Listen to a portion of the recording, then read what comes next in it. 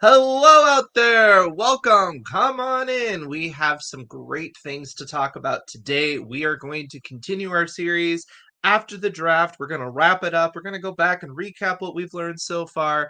We're talking about what to do with your work after the draft, after your first draft. What are the processes that you can do to get your manuscript into decent shape? And I have Gareth here who is doing an excellent job of sharing his processes. So, hey, Gareth, how's it going? Hello. Yep, going well. I hope everybody had a nice time over the holidays back in, and this kind of being our last live stream of the year, we thought to wrap it up with the final part of after the draft, get it all done in 2021, so you can follow the process and get that done at the start of 2022. Exactly.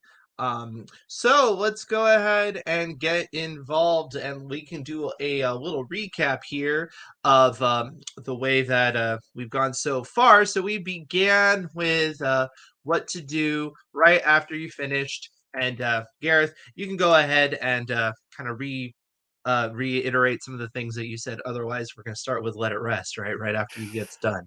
Yeah, so this is just a quick recap just to look at all the things we've been through so far, because of course, with our, beginning with our developmental tweaks and revisions, and then moving into the simple line edits. So this is just if you have been following along with this process, kind of looking back and realizing how far you've come. Just getting to this point in this final stretch, where of course we begin with let it rest, and I think you can probably just pop through these in order if you have them there, Daniel. Let it rest straight into restrain your inner copy editor. Of course, when we're working developmentally, you don't want to be poking around in the words, in the sentences, and driving yourself crazy. So there's that point. After that, we focused on plot with the actual plot elements and the story itself before moving on to characters and character arcs.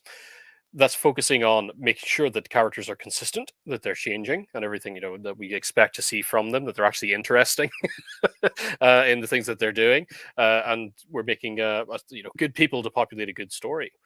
After that, we're focused on conflict, so making sure the conflict is present throughout the story. And of course, we had our wonderful little story structure worksheet to help with that.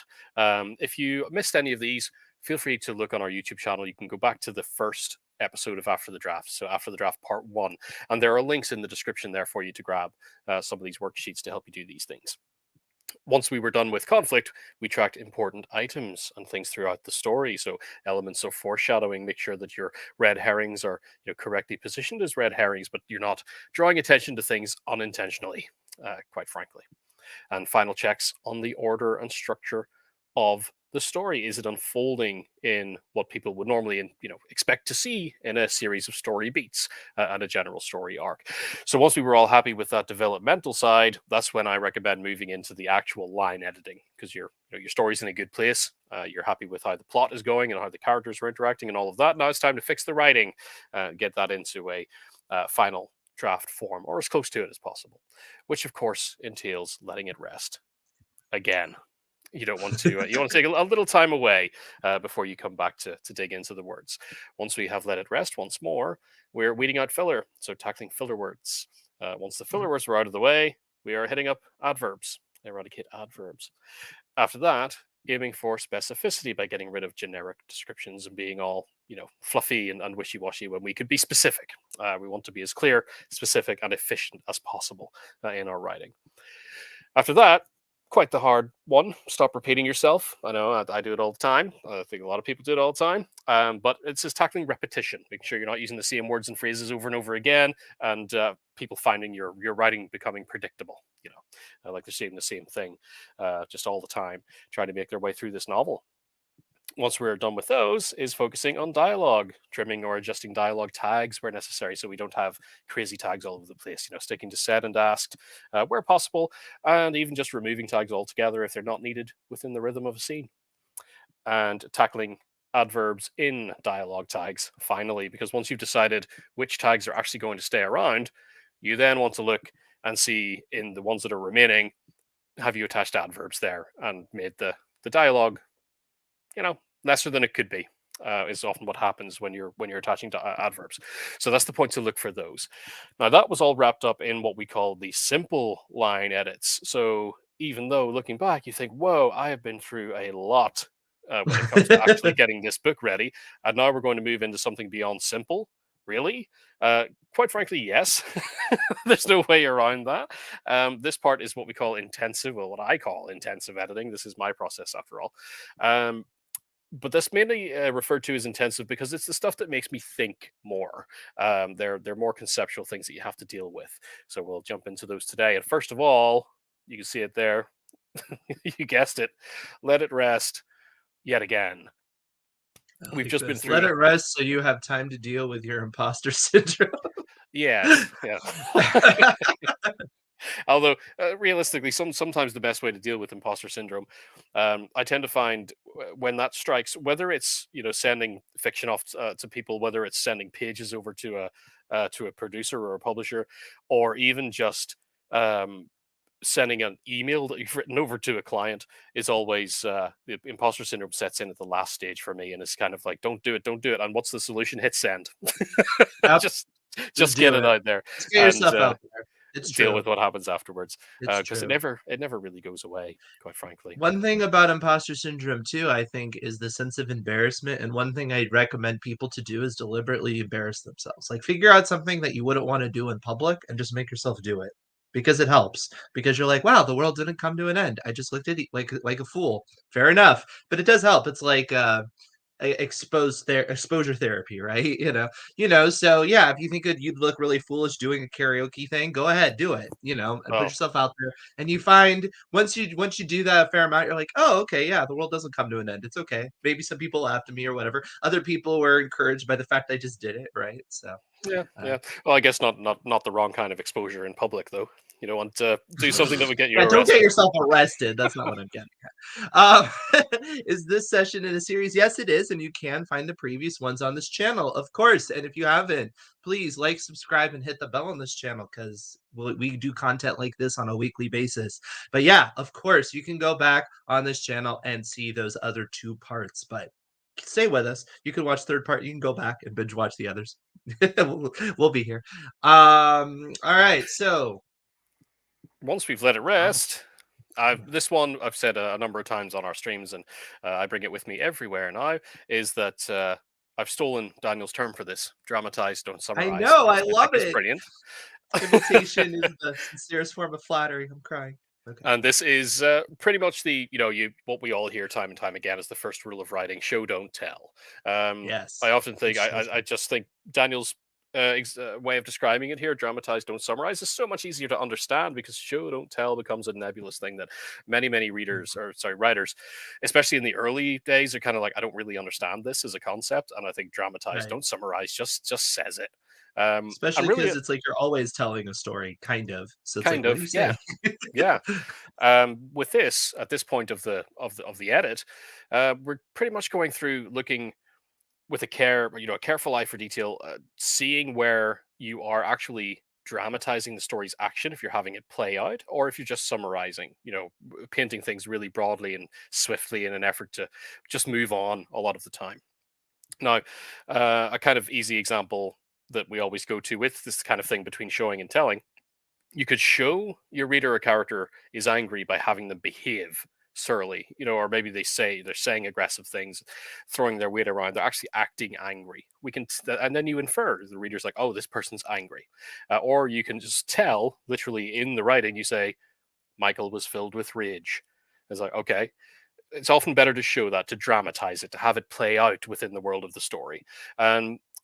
And it's always worth remembering at this point that the reading experience is something that actively engages the reader, kind of involves their mind's eye as they're drawing the imagery, and you want to trust them to read between the lines and figure out, let them get involved, let them figure out what information you're saying between the lines of what's going on. So it is better to show a character being angry or sullen or any emotive manner, than simply telling that. However, that does not mean that everything should be 100% drama 100% of the time, because you can fall into quite easily melodrama that way. Mhm. But also, it bogs the book down. Sometimes Ooh. telling is just fine. Now, the difference, one thing I want to make clear today, is one way to decide whether you're actually best showing or best just using some telling in a particular scene is think of the importance of the information within that scene to the plot Right. itself. If the events that are happening there are of lesser importance than others, you don't necessarily want to get bogged down in that moment to moment dramatized minutia of what's happening in Exactly. that particular scene. So a little telling helps to speed up the pace, Yep. which simultaneously is also a good thing because you don't want your book to be too slow all the time because you're overwriting. Now, Yep. on a similar note to that, telling does help to figuratively speed up time. That's another thing to keep in mind. Whereas when you dip into showing and dramatizing more and getting more into the details, it necessarily slows time down in terms of the reading experience. So one place I like to use this too. Let's say you're writing for a slow motion effect in a certain action sequence. You can Right. frame that particular part of the sequence with shorter, more telling paragraphs or sentences, before and after. But then that part in the middle where you're really slowing down to get into the detail, that's where you start to show a lot more. Um, Mhm. Quite a while ago, actually, we looked at the some of the books by Lee Child, the Jack Reacher books, and Beth found a really great example in there where, for example, in the middle of an action sequence, Jack Reacher would fired a gun, and the description went really all in about the slide going back and the gas coming out, which expels the cartridge, and all the really getting into the detail there. And if you're seeing that in your mind's eye, kind of cinematically, that's the point where if this were a movie, like the camera has gone right in, we've gone slow motion as the gun fires and the bullet, the shell Right. flies out. So that's a real great way to think of using telling and showing to your advantage in action. But Sure. at this point, it's kind of why it's in the intensive editing side as well, because it's a bit of a brain burner. It's never an exact science figuring this Nope. out. You just got to find the way that makes you feel the best about this edit. And I think just keeping an eye on pacing is usually the best way to do that. But of course, Mhm. as we always like to say, going through these, this is why these kind of reports are built into AutoCrit because they're important things. And that Yeah. I think combining this with AutoCrit's showing versus telling report and the pacing report, kind of side by side, can help you catch those points where maybe you're showing a bit too much and dragging things Right. down when you don't really need to, or the opposite. Yeah. Well, it gets to what you're saying about brain power, right? The more brain power you have to kind of parse something out, the more attention you're placing on it, and it's whether or not you need that. Because like you can have somebody reach towards a doorknob and it's like the doorknob was cold, or you could be like their skin contracted around the metal. And when you do that, it's like it's making it really important that the doorknob is cold, and maybe it really doesn't matter that much. You just kind of wanted to show a little bit of texture, but you're drawing so much attention to it and it's just distracting. So that's where Yeah, you kind of have to balance you're that. really zooming in at that kind of point. That's something like Yeah. you would write that if you wanted to make a reader scared That's about what's yeah, behind or that that door, slow motion, right? Yeah, but if it's what's like they're going running on. around and they're just doing it, then yeah, Yeah, if they're probably just not. opening a door, they opened the door. Like just get to the point there. But you really zoom in when you want to use that effect. So don't be scared of it. I think a lot of people saying show don't tell is the rule. Don't ever not is just wrong. Yeah. No. No. Not everything has to be dramatized. Sometimes summarizing is the right way to go. Next up, get Okay. active. In this one, it's go for a run. No, not really. We're going to tackle at this point passive voice. Yes, I Now, had a passive feeling. voice is a curse for many people. If you are unfamiliar with passive voice, it's essentially when the subject of a sentence is acted upon rather than taking the action themselves. The door was closed by John, rather than John closed the door. Um, Hmm. Really, for a sentence to be active is just remember that the subject itself is taking action. And a very simple tip for this that I like to use is adding the phrase by zombies to the end of the sentence. This is one Yeah, that I think comes up a lot when you're looking around because everybody's using it these days because it's so effective. Is it's really fun.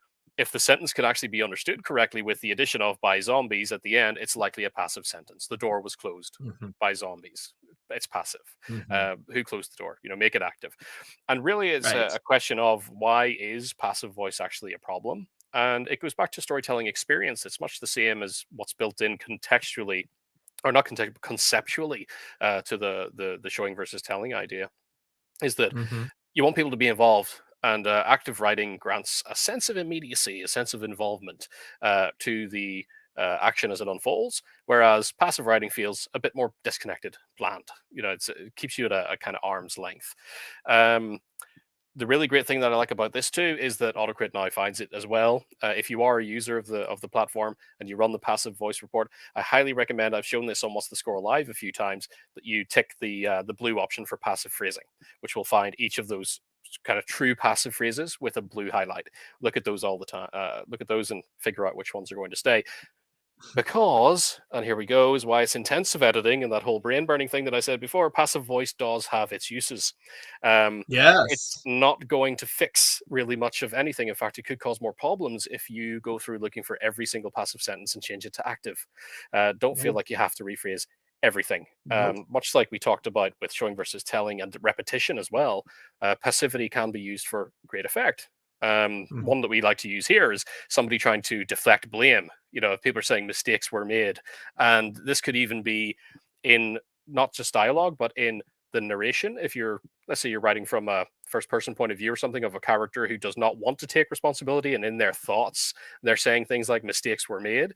It's Mhm. built into that they believe outside factors are to blame. They're trying to shift it away from Right. themselves, and that can become Yep. part of the storytelling.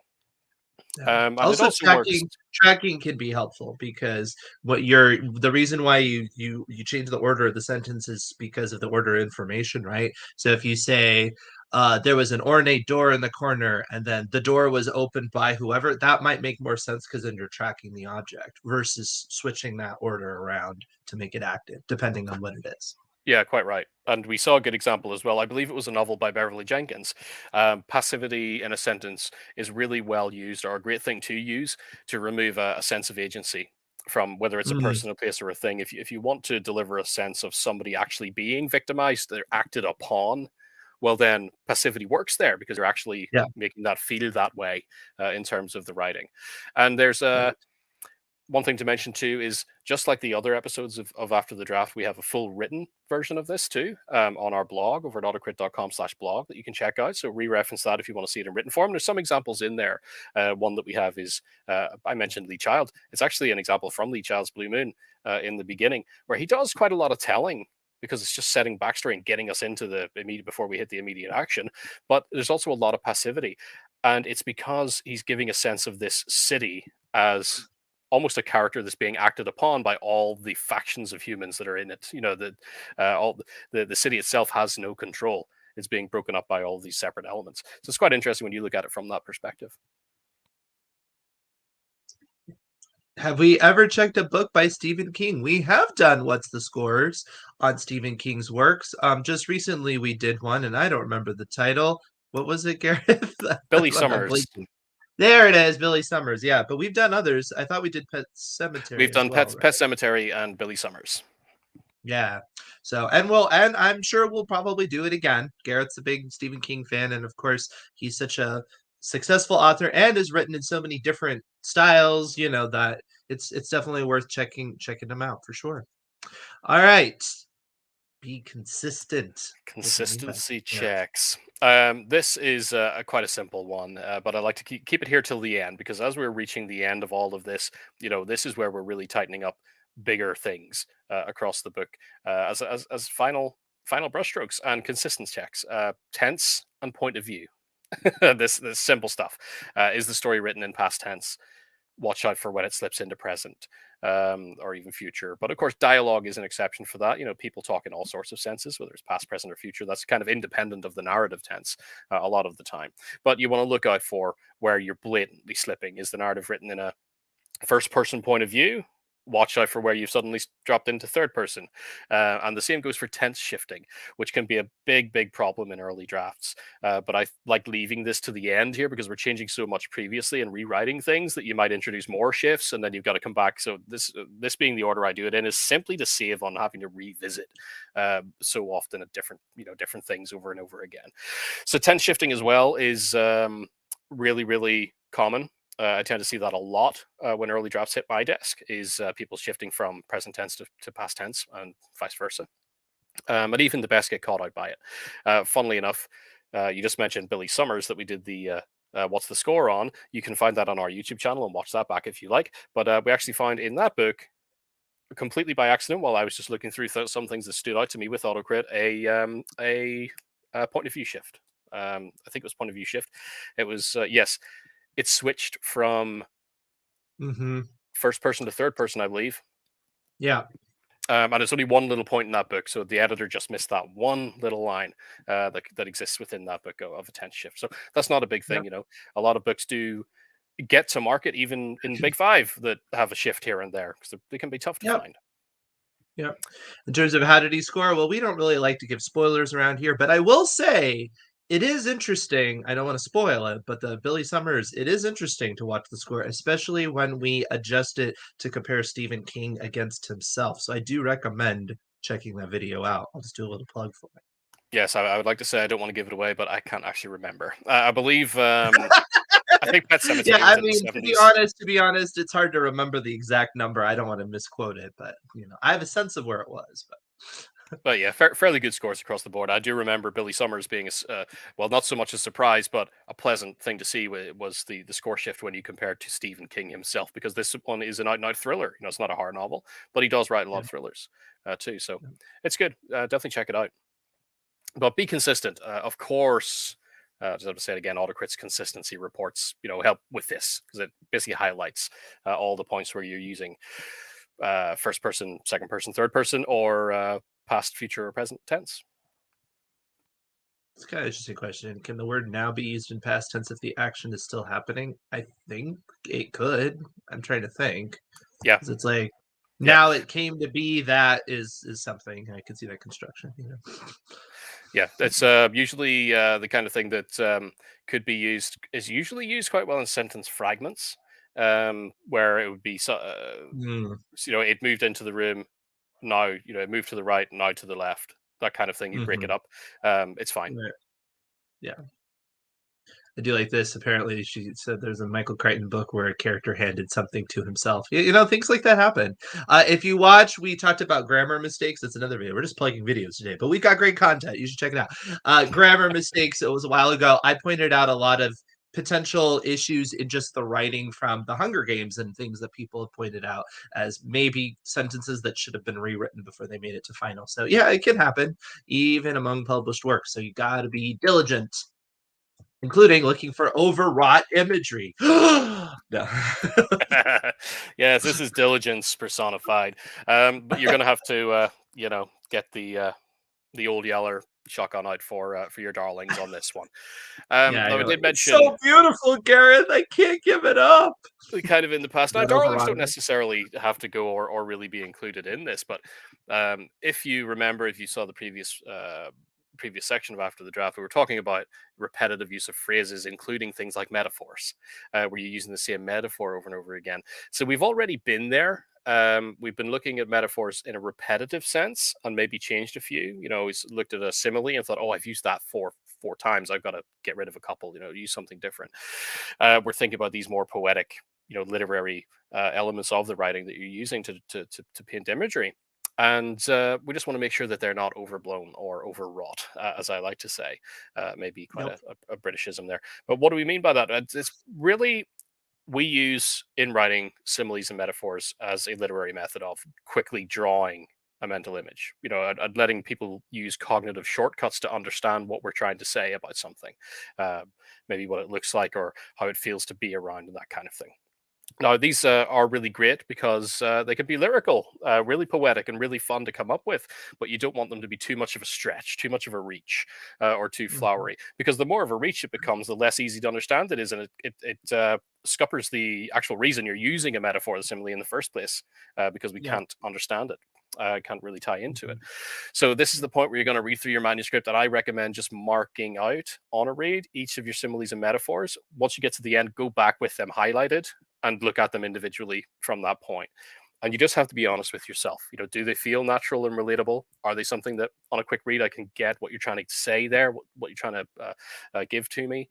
And if they feel, again, uncomfortable or just too much, reaching too far, and I don't Mhm. really understand it, now I would say you don't necessarily have to change them right now, but do keep them listed on a separate sheet, is what I recommend doing. The ones that make you feel uncomfortable, and wait for feedback from your early readers. Because if somebody says this metaphor made me laugh, or I didn't get what you were saying with this, if that's on your sheet as something of concern, well, then you're going to have to change it. Right. Alternatively, you could just change them, but yeah, don't worry too much at this early point. Yeah. You're gonna get feedback later on from other people. So now's the time to just kind of list them out as yourself. Little areas of concern. Are these darlings that I may have to kill? That's the point here. Yeah.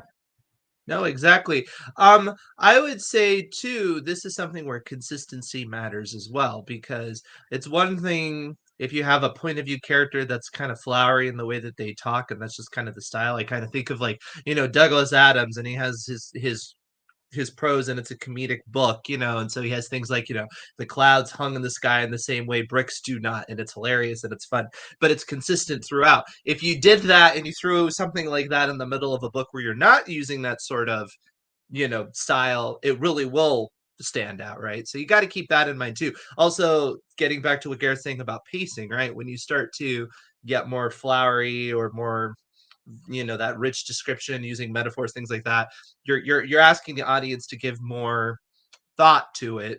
And are you really trying to emphasize that point, or did you just really love describing that waterfall that doesn't exactly play much of a role in the story? And so even though it's great and maybe even fits in the style, just the pacing wise wasn't the best idea. So Yeah, quite right. So are you trying to emphasize it in some way there?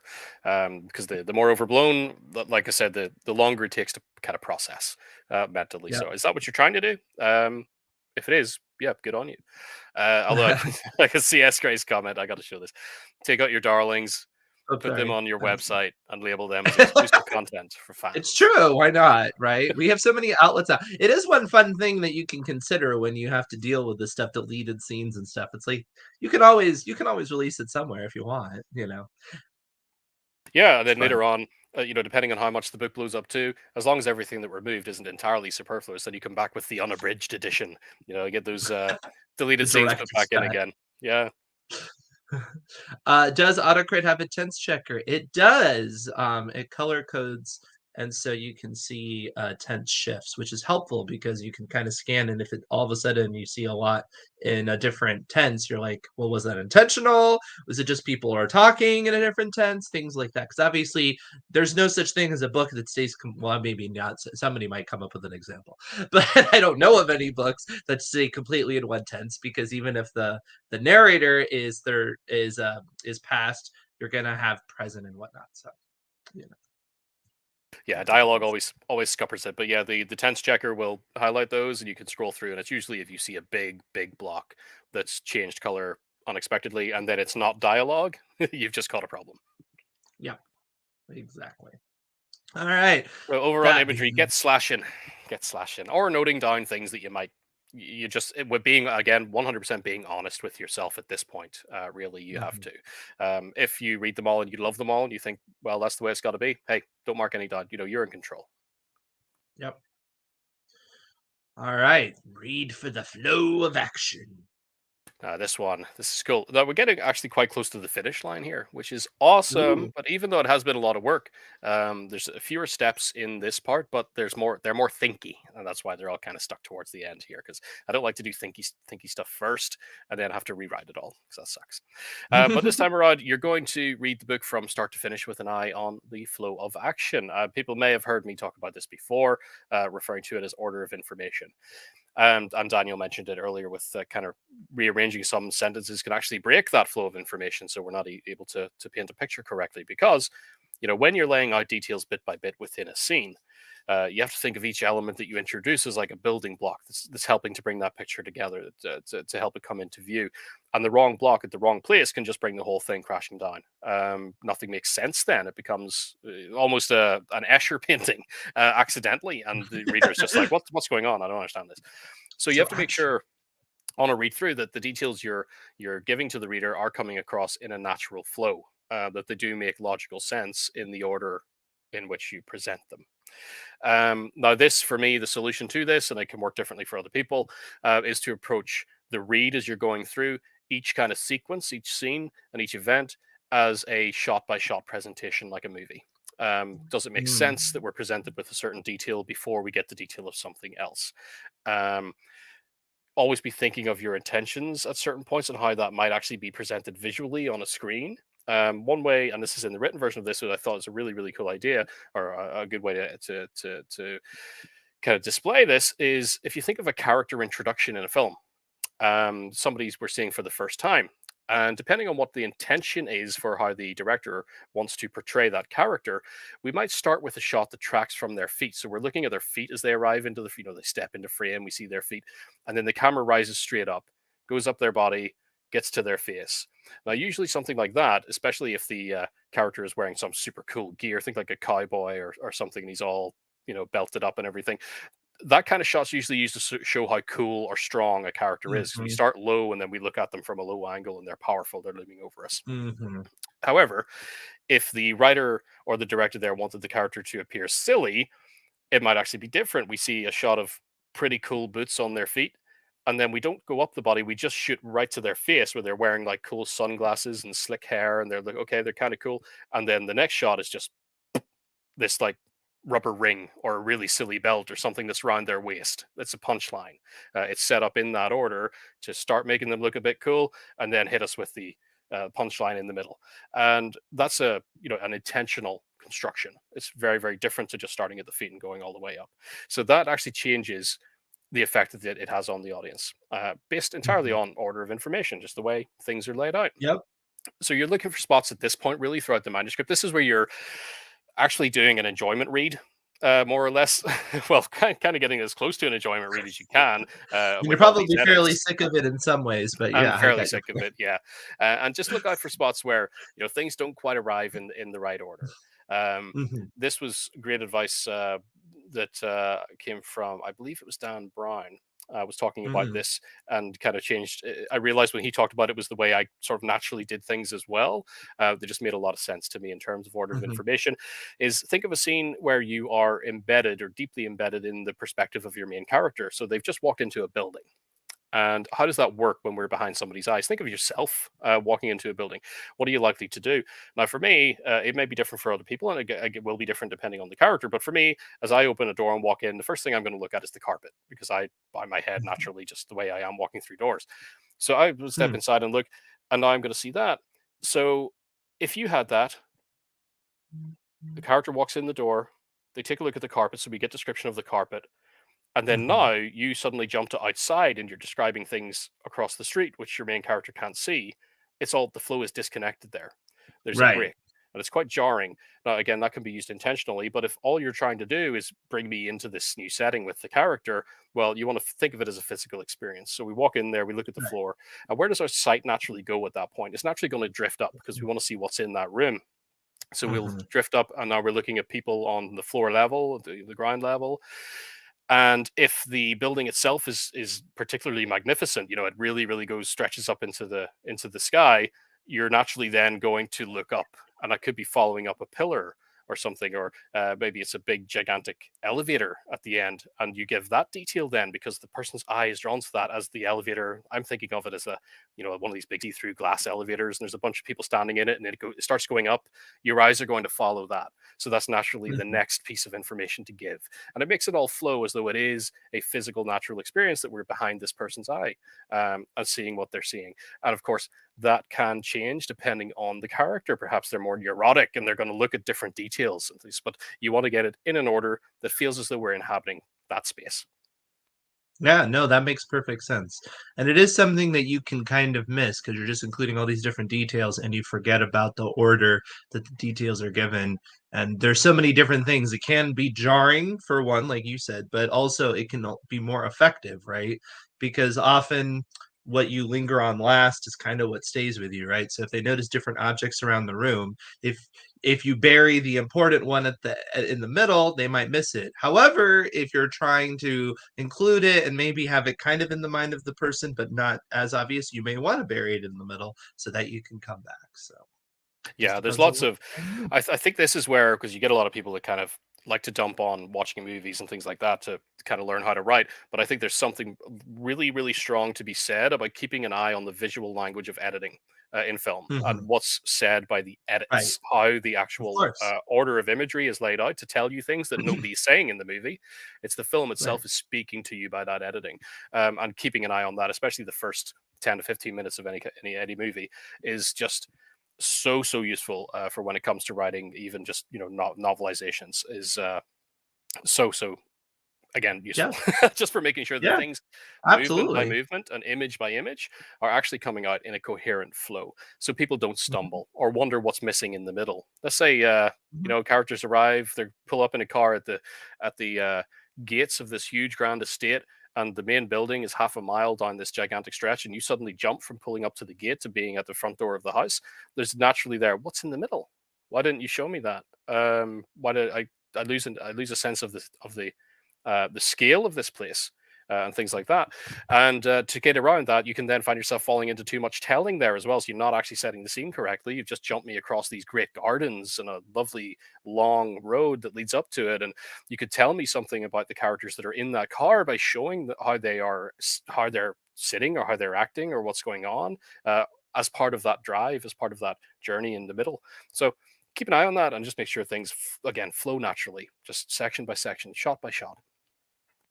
Yeah. Nope, very true. All right, let's go back. We've got a couple of comments here that were interesting. Daryl's asking, how do you introduce a flashback tense wise? So how do you shift the tense in a flashback?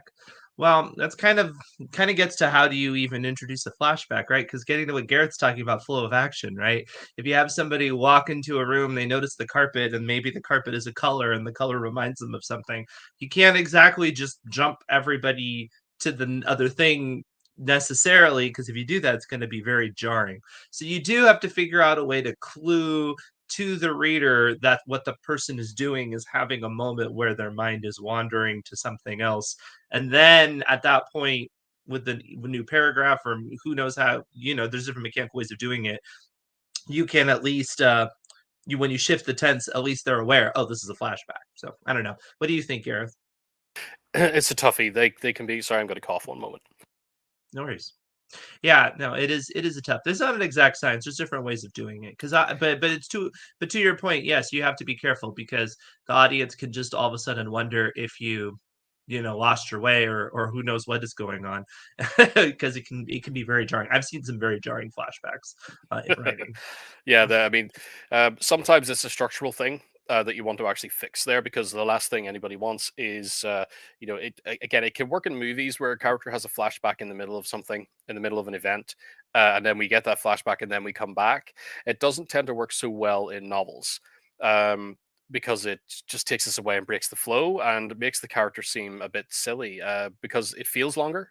I'm thinking in a movie, somebody sees something. Let's say it's the pattern on the carpet, okay, and then they zone out, kind of looking at that, and then we drift off, and something visual happens, and then we pan up, and we're in a different time. They're children now, and they're running around in this area with this same carpet. We know we've just transitioned into a flashback, and then what would normally happen is when that flashback sequence is over, we come back to that character in that moment, and they're like kind of spaced out, and they go, oh, and come back in with somebody saying, "Are you okay?" Um, but it happens faster, in a movie than it Hmm. does in a novel. It drags off at that point. So what you would want to do, if that was the case, if that was what you were trying to use to display that flashback, is use that flashback elsewhere, give it earlier, and then just very quickly in the scene where the person looks at that carpet and sees it, you just tell us that they thought of the time, recalled it was the same carpet as that moment that we've already seen, kind of That's a on its smart. own as some backstory. Yeah. It's just much cleaner. Yeah, that does make a lot more sense, is to introduce it somewhere else rather than that kind of timing. Because yeah, it's so different. In a movie, obviously you have a shot and it's like, oh, they're children, oh, they're the same people. Whereas to write that out, it just takes more time because you have to establish, okay, it's a younger version of themselves and blah blah blah. And it's just a lot. The pacing wise, like you said, it throws it off timing wise. It's a good point. All right. So let's move on to enlisting beta readers. You can tell we're What? almost there. That's kind of what I said when you're going through for just making sure that things are written in an easily digestible flow, with that order of information. That's why I said it's kind of your fun read at the end. You're kind of reading it as well to entertain yourself to a degree and make sure that Mhm. everything is great, because now's the point where you're more or less finished, as far as your first draft goes, anyway. And this is enlisting beta readers. Um, honestly, you can get these from pretty much anywhere. Whether you have an inner circle of friends who all can do that for you, or you belong to a writing group that can do that for you, and you build some good connections there. These are the brave souls that you'll task to read your book from start to finish as a piece. They just imagine that they've purchased it from Amazon or anywhere else, or Barnes and Noble, Yep. whatever, and they're going to sit and read it and give you some honest feedback and constructive criticism. Yep. Take these on board in good faith and see Yep. if anything needs to change. Um, Yep. the one thing, well, a couple of things I would say here is, family are not great beta readers. Your doting mother is not likely to tell you it's trash. She's going to say my angel wrote amazing stuff, so they're not most reliable in that case. Is find somebody with a little more distance from yourself.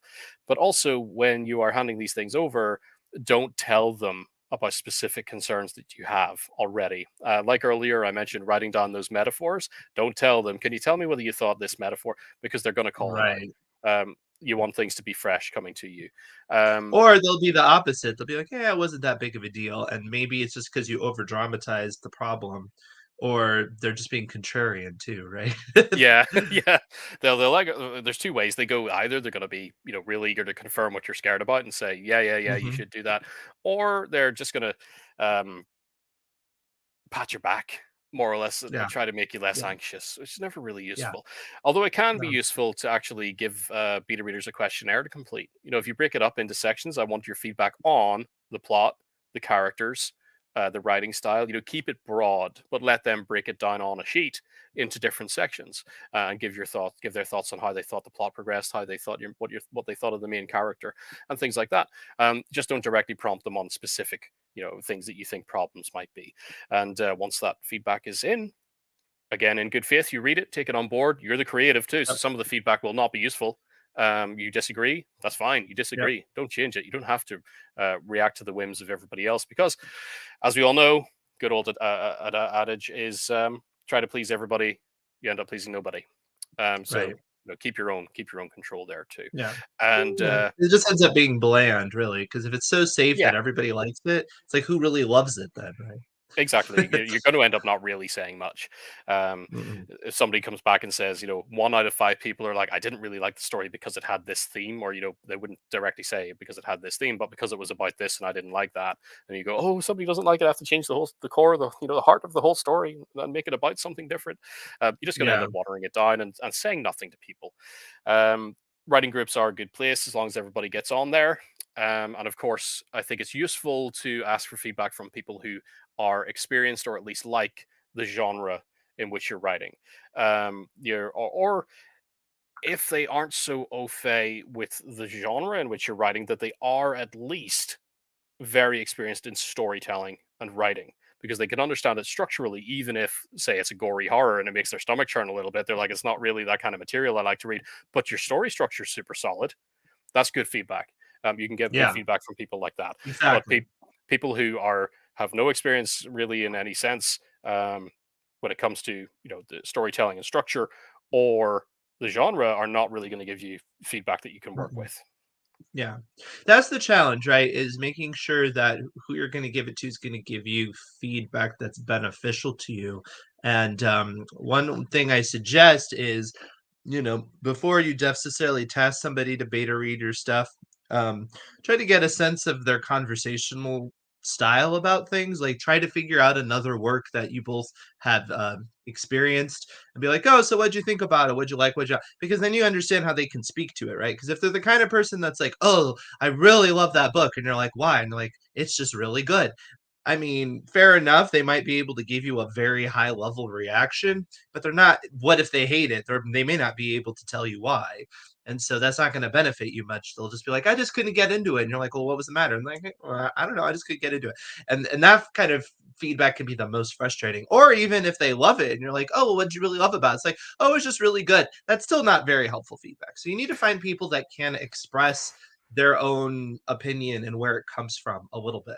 So I think just a look lot of for those people you can often get at least just one good thing out of them through persistent needling. So it depends on your personality whether you can do that, but it's like yeah. a lot of the Yeah, you time can. That's true. when you're writing, a lot of the time writing marketing materials is the question, so what? And you're trying to break down to the core of what something means is so what, so what, so Right. what, so what. Just act like a child. And it's doing the same thing with them. So if they say, yeah, I liked it, why? It's like, oh, I don't really know. No, why? What made you feel good about it? Just persistent needling. They'll be like, well, the main Yeah. character was good. I like the main character. So, okay, what did you like about them? Oh, I thought, Yeah. then you kind of break that shell, but it does take a bit Right. of, you need Yeah. a little hammer and Right. chisel to get through it, which can be more It's true. frustrating than necessary. It's true, and I mean, it doesn't mean you have to write those types of people off. I'm just saying, just real. At least you'll know what you're getting into too, right? Because sometimes you give your work. At least this has been my experience. I've given my work to somebody, and I'm like, oh, I just, they're going to come back and they might tear it to shreds, but I'm going to learn valuable feedback. And mostly, it's just kind of a bland, yeah, it's all right, and it's like I don't get much out of it. And you're like, no, I want it to be great. What's the matter? Rip it apart, and they just don't really have much to say, and it can drive you Yeah, bananas. I don't think remember, this is real life too. We're dealing with real people, getting the best Yeah. feedback from actual humans. So things happen, life happens, gets in the way. Some people are just flaky and will disappear, and you never get the feedback back. I like this. My readers are the flakiest humans on the when Yeah, you there you get go. more completions when you trade with actual writers.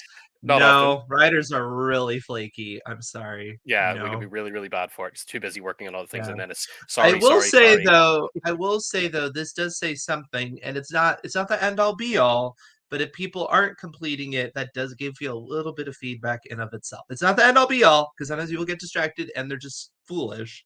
However, it might tell you something. That's all I have Yeah, to say. even some of my most reliable readers as well. Things happen. There's been some stories I've Yep, given to the best guy absolutely. that gives me feedback, and 3 months later, he comes back with a story, and he's like, "Sorry, it took so long, but I read this. Here's my thoughts on it, dude. I finished with that a month and a half ago. It's done. It's gone, dusted. So it happens. It's just like, yeah, welcome to life. Yeah. Da, da, da, da. I'm just looking. We got a lot of comments here because, yes, critique groups are such a challenge. They really are. Although we have some great people on the AutoCrit community, so if you're a member, Yeah, check for out sure. the people on there. And of course, you can always enlist our services, where we essentially act like a very knowledgeable beta reader, right? And we have our story inspector, and we go through, and we'll definitely give you good feedback there. So. Yeah, that's the Beware main. of readers that only skim through. That is true. That's another thing that can be really annoying is that people will be like, "Well, there was a big plot hole when," and you're like, "No, like because you," and they're like, "Oh yeah, I missed that part," and you're like, "Okay, thanks." Like I've got that before too, where they're like, "Well, that was so silly," and maybe that means that you need to emphasize it more. Fair enough, but like sometimes they'll give you feedback that is just literally wrong. They're like, "I really hated when that happened." You're like, "That didn't even happen," you know. It's very I was funny. going to say the main thing with writing groups that I do find to be a frustration quite often is people giving you feedback saying this is how I would have written it. Specifically this paragraph or specifically this sentence. I didn't like it because I didn't write it. Often is the feedback, and that's the wrong kind of thing you're looking for. It's why, as Daniel mentioned, some of the services that we have here, such as our story inspections done by Catherine and first chapter critiques, and also the one-to-one coaching, is all designed not to tell you how to write the damn thing. It's to help you unlock or find the problems that are there. It's the good questions that you need to be asking yourself. Why is this relevant to the story? Does this match character motivations? Why, does this make any sense? Is there a way you could present this a little better? But it's not like, yeah, you need to write it like this, because that's, No, again, that's not good feedback for you as and a that's not what you creative. want from a beta reader either. If No. they're like, "Well, I would have loved your main character had they been 10 years older and lived in whatever, South America." You're like, "Okay, well, thanks, but that's not my book," you know? That could be frustrating too, right? Yeah, Yeah. but there's something to be said for structural things, because good feedback can be, I think this part of the story should happen before this part. Is like literally move that block around, would make it a Mhm. stronger story. So things, that's why people who, like I said earlier, are maybe not entirely au fait with your genre, but completely understand story inside and out, are still great feedback, because they can be like, yeah, that for this actual arc to work, this part needs to be earlier than this part. You can move that around, but be wary of people that their feedback is kind of like, I don't like the way it's written because I didn't write it. Yep. All right, and that gets us to engaging an experienced editor. Yeah, that kind of ties into this as well. I think kind of at this point we're getting all pretty much to the end, because you should have by now, with the feedback of beta readers as well, and kind of implementing any of that, a version of the manuscript that just feels better than ever. This is it. You're done. it's fixed. The story's great, dialogue's great, it reads great, it's a good experience. Beta readers are giving you great feedback, and everybody likes it more or less. They're going to please everybody. But now that you're happy with it as a completed draft, it's time to move on and get the help of an experienced human editor. I think some editors will offer developmental feedback. If they're primarily doing line editing, they may do some developmental stuff as well. Again, point out these potential plot holes, or say something like, should this scene happen a couple of chapters earlier for a better effect? You can get that kind of feedback. Others may work exclusively in a line editing capacity, where they're just tightening things a little further. But again, some people fall in between. So check kind of what it is you want from the editor, and look for ones that will supply that. And I think finding an editor that works for you can be a bit of hit and miss. You got to test the waters and see what's going on, but it's always good to check out their website, look at what they've worked on, check that they have experience writing or dealing with books that are geared towards your genre, your audience. Try to find a nice good fit. And you will often find that a lot of editors will do a test edit of a couple of pages or a first chapter, something like that, just to check that you actually gel with the feedback. I've said this before, but I've worked with some editors in the past, tested with, and said, no, we can't work together, because really in the test edit, the feedback didn't really address any of the major concerns that I had about the story or anything. It was just remove the sentence fragments because that's grammatically incorrect. And I can't work like that. I can't write like that. I don't Right. write like that. And it's like, no, I'm not going to just water it down to be grammatically correct because that's what you say is the way to do it. So we can't work together. I have to go and Yeah. find editors that can actually understand what's going on in terms of the reading experience. So ultimately, the choice of a human editor is yours to make, but give yourself do a little due diligence, try a couple out, see that you gel together. But honestly, when you've gotten to this point and you're looking for that human editor to finish it, I think the next step really is giving yourself a big old pat in the back because you've done it. It's like at this I point, love you have it in your hands. I love this. Or the development editor rates, they ditch that entire last chapter and rewrite it. I have no idea what you're talking about, Anna. No idea whatsoever. All right. The finish line. But it isn't over yet. What? This is it, the finish line. Pat yourself on the back. You've made it. Again, like I said just a moment ago, you have this manuscript. This is it, finished. As far as your efforts can pay off, doing it yourself in the self-editing phase, this is it. You've got it. Now there will be changes afterwards, of course. Maybe not. Fingers crossed. You go to a human editor and they say, "Hey, this is ready. Like just get it in shape and get it published. Send it out." But there may still be some changes that your editor needs to fix. And you're still going to have to go through a few extra steps after this. We're talking final proofreading and formatting, all those things, and getting yourself a book cover made if you're self-publishing, a nice professional presentation for the product. But insofar as this After the Draft series stretches, you've done it. Yeah. What kind of editing do we do at AutoCrit? Chapters of novels? Yep. Short stories? Yep. We do it all. Just check it out. Author services. All right. So that being said, we've made it, Gareth. We've made it after the draft, and we've even made it to the end of 2021. And what a year it was! I'm sure some people, probably a lot of people, are like, "Woohoo! Bring on 2022! It's going to be better." But it was a good year for me overall. And it was a good year for us here at AutoCrit. We did a lot of things. So I thought, why don't we go ahead and do a little recap of 2021 to finish us out for the year? We will be back though next Tuesday. And we will be discussing writer resolutions, right, Gareth?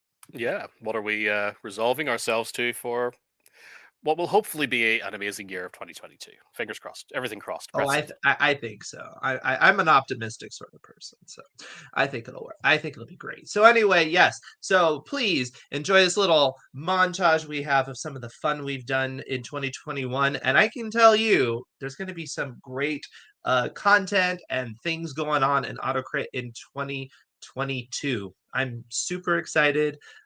So let's get going, shall we?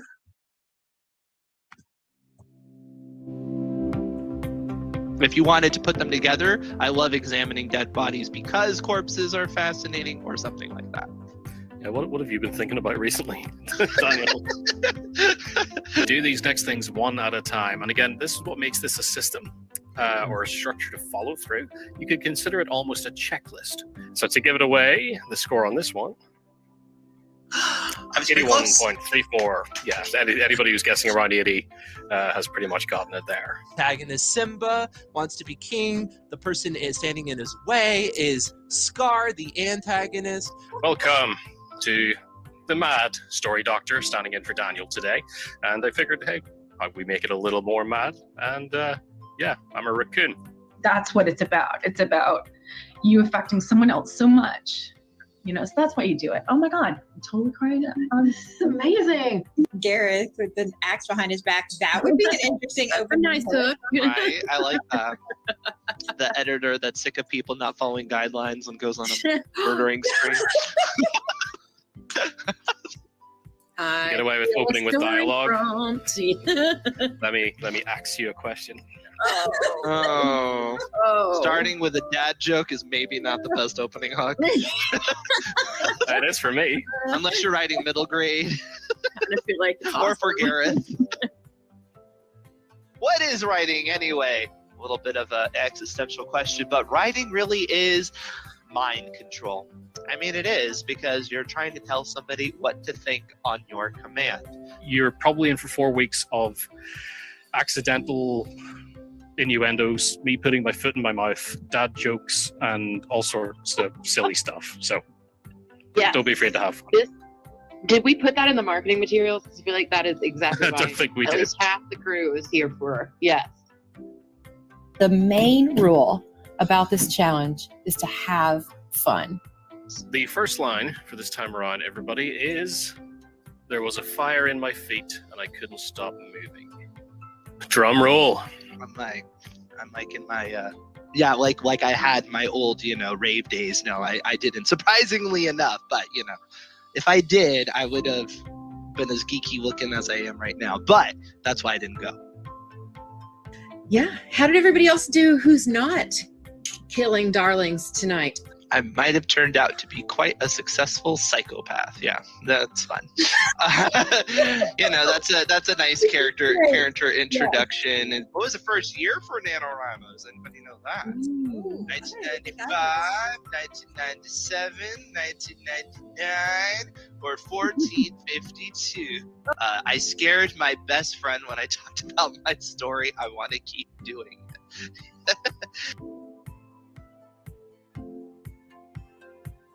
I did like a synopsis for 2 more books, but they were very rough. They were like someone else gets murdered. But one thing I did know. I love that.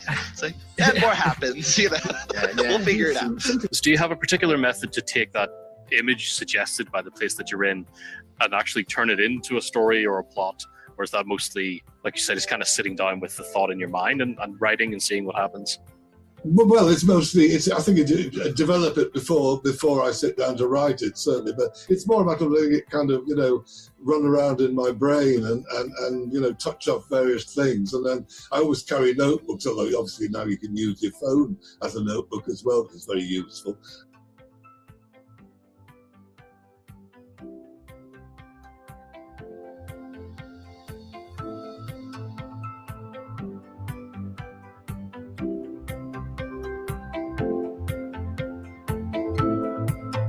The feedback I received was easy to read. My reviewer was very communicative.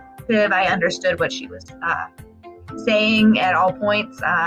And so I would recommend it to others to use. I mean, truth be told, they don't have a horse in the game except to help you be successful. And I believe I'm going to be there with this feedback. Thanks so much. And one of my most favorite things that I really like about AutoCrit is the people that are running it.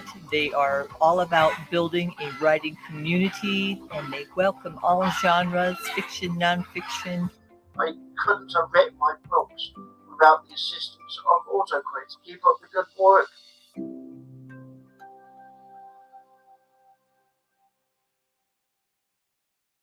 All right. It's so fun to look at those memories. I've had so much fun with you, Gareth, here on these live streams, and there's more coming. We have so much we can't even tell you all the amazing things that are coming next year. So anything to wrap up 2021 for us, Gareth? No, that's it. Just bigger and better things in 2022, and a huge thank you to everybody who's joined us throughout the year and is joining us now. Couldn't do it without you. That's what we're here for, and have a fantastic new year. Fantastic. And we'll see you next year. That's the oldest joke in the book, but I got to do it. All right. Bye, everybody. Bye-bye.